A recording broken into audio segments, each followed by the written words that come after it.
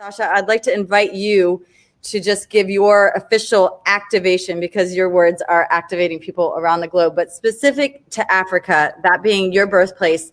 But we're going to just bring the screen onto you so that you can speak to the people there to activate them, this call to action to really have them step up, stand up, speak out. What would you say, Sasha Stone?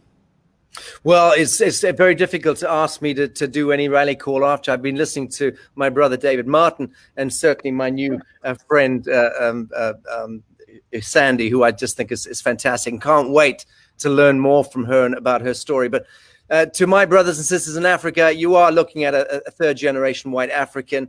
I care deeply about that continent. I've lived in Rhodesia, Zimbabwe, Southern Africa. I've lived in Morocco, and I've lived in Egypt. I know Africa. Africa's in my blood and in my bones. And I will say that in truth, I do what I do in my life in order to redress much of the legacy, shall we say, of my not my kin. I've got a good family, but the white man's poison has wrought an extraordinary amount of destructivity, damage, injury to the soul of Africa.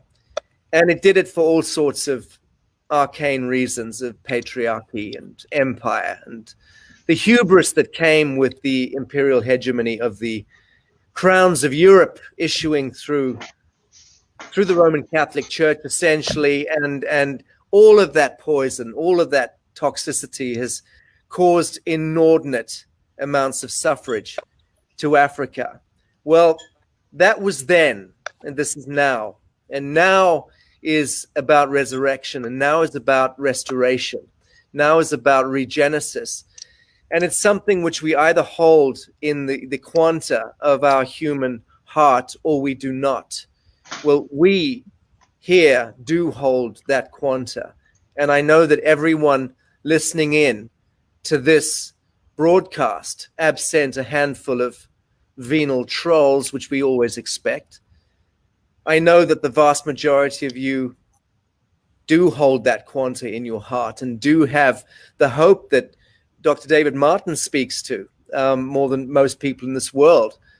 We're able to dredge the subterranean basement of power, of control of the invisible masters of the governments and the military industrial basement and all of the heinous blood cult bullshit that we've been subjected to, all of us. Africa, you've suffered more than most. To all brothers and sisters in Africa who hold consciousness and who are actualized in any way, stand proud, stand true, stand in your true form as the Adam. This is your time. This is your fight. It's our fight, but let's make it a blissful one. Let's make it a journey of absolution. Join us for our event on Friday, The Line in the Sand.